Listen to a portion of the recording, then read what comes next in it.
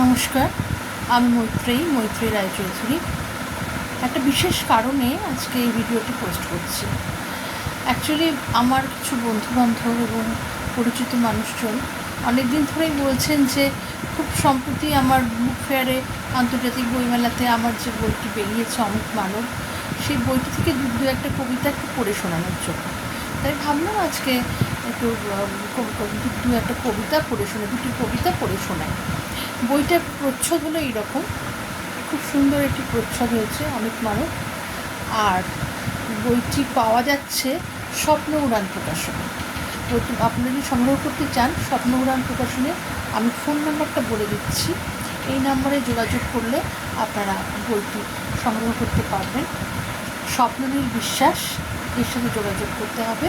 Phone number হলো 8617373402। আমি আরও একবার বলছি, 8617373402। এই নম্বরে যদি যোগাযোগ করেন তাহলে বইটি পাওয়া যাবে। যাই হোক, আমি দুটি কবিতা পড়ে শোনাচ্ছি।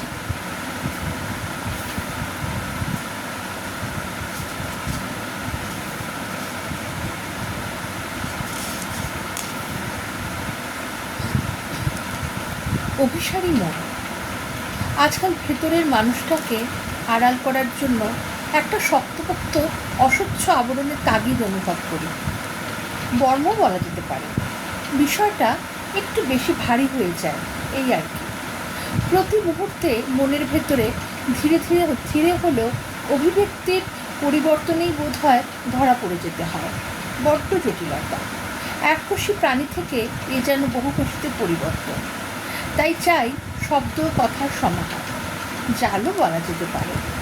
রঙ্গমঞ্চে ভেতর আর বাইরের মধ্যে একটা ব্যবধান বজায় থাকে।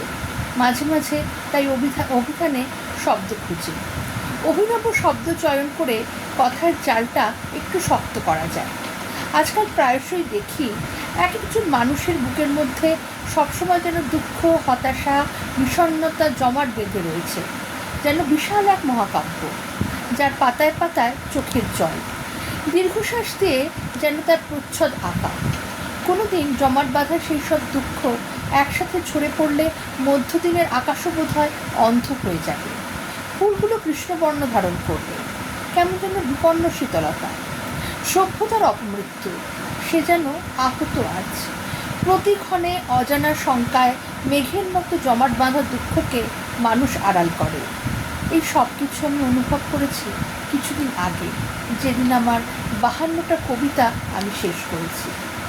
আর আজ তোমার কাছে বলে ভারমুক্ত হলাম। কিছুটা পাপ খালানো বলতে পারো। জানি তোমার ভেতরের মানুষটা তোমাকে তাই বলছে যা আমি ভাবছি। ক্ষমাই পরম ধর্ম। দেখা হবে। আজকে তোমাকে বলা আমার সব কথা এই ঝড়ের রাতে, বর্ষার রঙিন খামে তোমার প্রতি আমার অভিশাপ বার্তা। এটা হলো প্রথম কবিতাটা। দ্বিতীয় আরেকটি কবিতা, ছোট্ট একটি কবিতা পড়ে শোনাচ্ছি। কবিতার নাম হচ্ছে আনন্দ ব্রহ্ম। নিজের পায়ে খাড়া হওয়া মানুষটি দূরত্বের নিরিখে মূল্য দিতে শিখেছে। তার মনে প্রবৃত্তি অজ্ঞাত অভাবনীয়ের প্রতি। এই মুক্ত দৃষ্টি আজ যুক্ত তার কল্পনা শক্তির সাথে। হাত দুটি তার মুক্ত বিহঙ্গ। পায়ের কাছ থেকে হাতের যদি ছুটি না মিলত, তাহলে সে থাকত অস্পৃশ্যতার মলিনতা নিয়ে। শূদ্রের পদোন্নতি হলো ক্ষাত্রধর্ম। হাতের গৌরবে মনের সঙ্গে হলো তার মৈত্রী। জীবনযাত্রার কর্মব্যবস্থায় সে আর সর্বক্ষণের কর্মচারী নয়। সে লাগলো অচিন্ত পূর্বের রচনায় অনাবশ্যকভাবে। তাই ঋজু দেহটি মাটির নিকটস্থ টান ছাড়িয়ে আনন্দ ব্রহ্মের পরিচয় পেল। হিসাবী লোকেরা প্রশ্ন করল, এসব কেন? উত্তর এলো, আমার খুশি। এই দুটি কবিতা আমি পাঠ করে শোনালাম। একটি অভিসারী মন, আর একটি হচ্ছে আনন্দ ব্রহ্ম। প্রত্যেকে কবিতাটা শুনবেন এবং আশা করব আপনারা আপনাদের মূল্যবান মতামত জানাবেন, কারণ আপনাদের মূল্যবান মতামত আমার কাছে ভীষণ গুরুত্বপূর্ণ। কাজে এই মূল্যবান মতামতের অপেক্ষায় রইলাম। আজ এই পর্যন্ত।